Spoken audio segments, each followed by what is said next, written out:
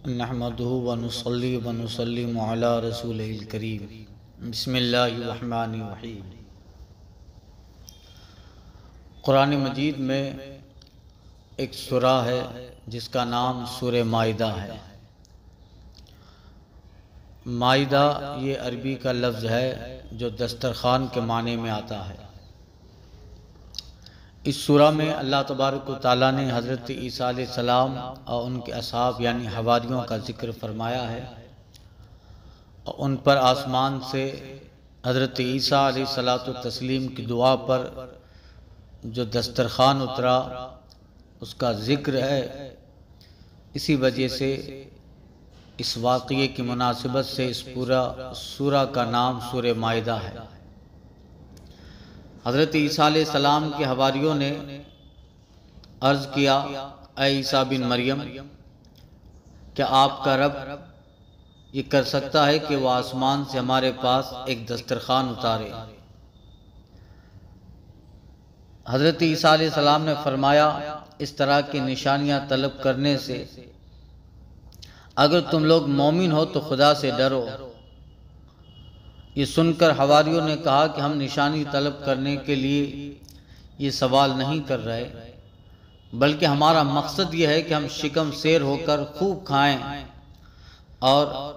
ہم کو اچھی طرح آپ کی صداقت کا علم ہو جائے، تاکہ ہمارے دلوں کو قرار آ جائے اور ہم اس بات کے گواہ بن جائیں، تاکہ بنی اسرائیل کو ہماری شہادت سے یقین ہو اور اطمینان کلی حاصل ہو جائے اور مومنین کا یقین اور بڑھ جائے اور کفار ایمان لے آئیں۔ حواریوں کی اس درخواست پر حضرت عیسیٰ علیہ السلام نے بارگاہ خداوندی میں دعا مانگی، اللہم ربنا انزل علینا مائدۃ من السماء تکون لنا عیدا لاولین وآخرین وآیۃ منک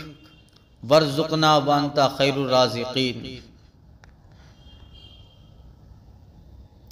اے رب، ہم پر آسمان سے ایک خوان اتار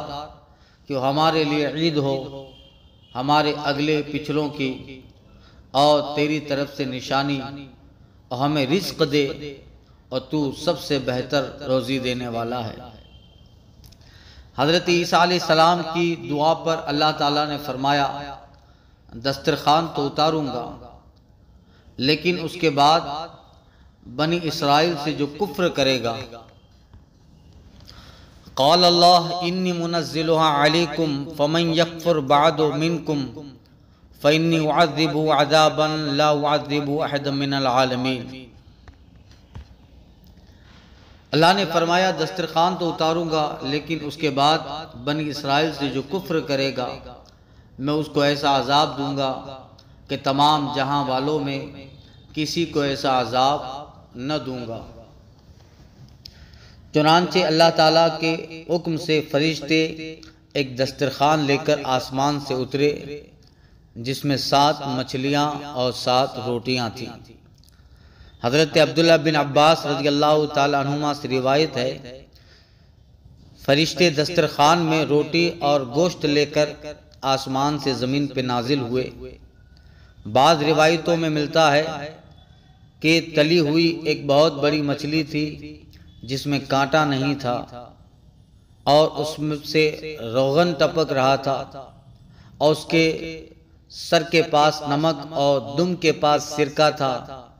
اور اس کے ارد گرد قسم قسم کی سبزیاں تھیں اور 5 روٹیاں بھی۔ ایک روٹی کے اوپر روغن زیتون، دوسری پر شہد، تیسری پر گھی، چوتھی پر پنیر، اور 5ویں پر گوشت کی بوٹیاں تھیں۔ دسترخوان کے ان سامانوں کو دیکھ کر حضرت عیسیٰ علیہ السلام کے ایک حواری، اس کا نام شمعون تھا، کہا، جو تمام حواریوں کا سردار تھا، کہ اے روح اللہ، یہ دسترخوان دنیا کے کھانوں میں سے ہے یا آخرت کے؟ آپ نے فرمایا، یہ نہ تو دنیا کے کھانوں میں ہے نہ آخرت کے، بلکہ اللہ تعالیٰ نے اپنی قدرت کاملہ سے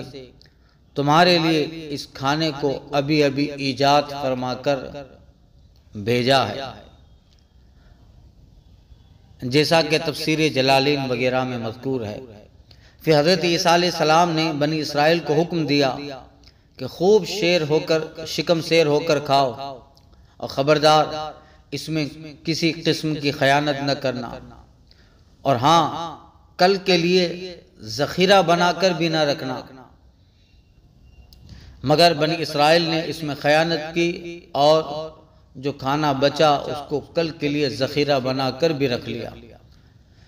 بس اسی نافرمانی کی وجہ سے اللہ تعالیٰ کا ان لوگوں پہ عذاب آیا کہ لوگ رات کو سوئے تو اچھے خاصے تھے، مگر صبح کو اٹھے تو ان کی صورتیں مسخ ہو کر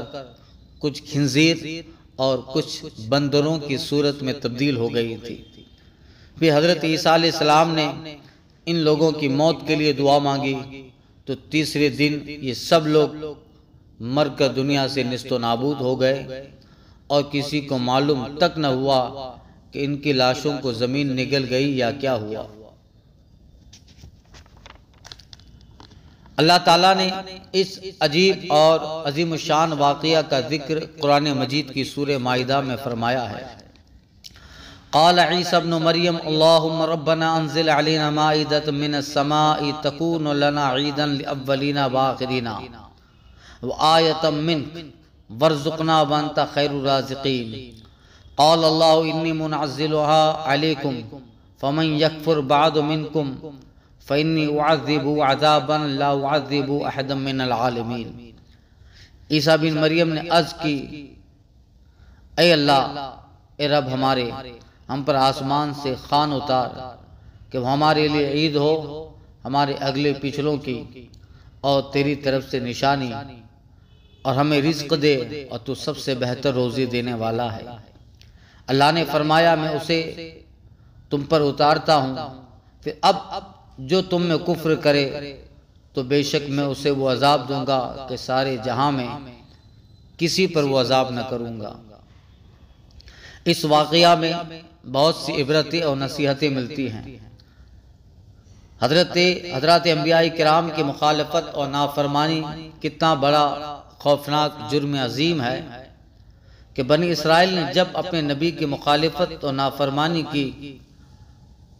اور آسمانی دسترخوان میں خیانت کی اور کل کے لیے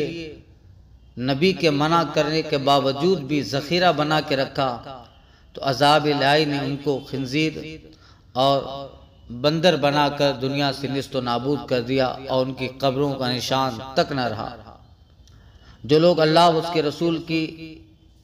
امانتوں میں خیانت کرتے ہیں انہیں اس ہولناک عذاب سے عبرت حاصل کرنی چاہیے اور توبہ کرنی چاہیے۔ حضرت عیسیٰ علیہ السلام کی دعا میں یہ جملہ کہ جس دن دسترخوان نازل ہوگا وہ دن ہمارے اگلے اور پچھلوں کے لیے عید کا دن ہوگا، اس سے پتہ چلتا ہے کہ جس دن قدرت خداوندی کا کوئی نشان ظاہر ہو اس دن خوشی منانا اور مسرت اور شادمانی کا اظہار کر کے عید منانا یہ حضرت عیسیٰ علیہ السلام کی مقدس سنت ہے۔ اسی لیے رسول اعظم صلی اللہ علیہ وسلم کی ولادت باسعادت کی رات اور اس دن کا یقیناً خداوند قدوس کے ایک عظیم نشان کے ظہور کی رات و دن ہے، لہذا میلاد النبی کی خوشی منانا اور اس تاریخ کو عید میلاد کہنا یقیناً قرآن مجید کی تعلیم کے عین مطابق ہے کہ اس دن اللہ تعالیٰ کی عظیم نشانی رسول اعظم صلی اللہ علیہ وسلم کے وجود مسعود میں ہم کو عطا ہوئی، اور جس دن سرکار دو عالم صلی اللہ علیہ وسلم پیدا ہوئے یقیناً وہ دن خوشی کا اور اہل سنت والجماعت کے لیے وہ عید کا دن ہے۔